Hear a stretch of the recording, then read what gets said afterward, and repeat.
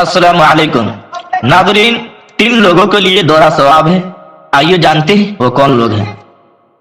अन अबी मूसा अल-अशअरी रज़ियल्लाहु अन्हु क़ाल क़ाल रसूलुल्लाह सल्लल्लाहु अलैहि वसल्लम सलासतुल लहुम अजरान रजुलुन मिन अहलिल किताब आमन बिनबिय्यिहि व आमन बिमुहम्मदिन वल अब्दुल ममलूक इज़ा अद्दा हक़्क़ल्लाहि व हक़्क़ मवालिहि व रजुलुन कानत इंदहु उम्मतुन यतऊहा फअद्दबहा فأحسن تأديبها وعلمها فأحسن تعليمها ثم أعتقها فتزوجها فله أجران متفق علیہ۔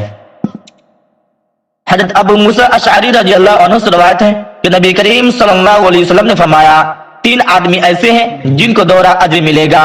ایک وہ آدمی جو اہل کتاب میں سے ہے، اپنے نبی پر ایمان لایا، پھر محمد صلی اللہ علیہ وسلم پر ایمان لایا۔ دوسرا مملوک غلام ہے، جب وہ اللہ کا حق ادا کرے اور اپنے مالکوں کا حق ادا کرے۔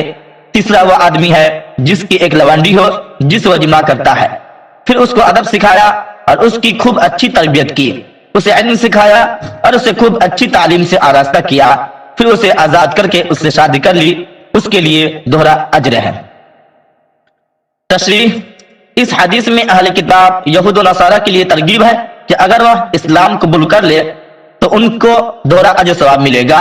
اسی طرح مخلص غلام کو بھی دوہرا اجر ملنے کی بشارت ہے، جو اپنے مالکوں کی اطاعت و خدمت کے ساتھ اللہ کی بندگی کا بھی حق ادا کرے۔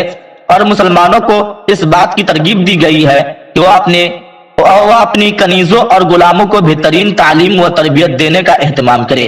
اس سے بچوں کے ساتھ بچیوں کو بھی اخلاق حسنہ اور اسلام کی تربیت دینے اور انہیں اسلامی شرعی احکام کی تعلیم دینے کا بھی ثبوت ملتا ہے۔ والسلام علیکم ورحمۃ اللہ۔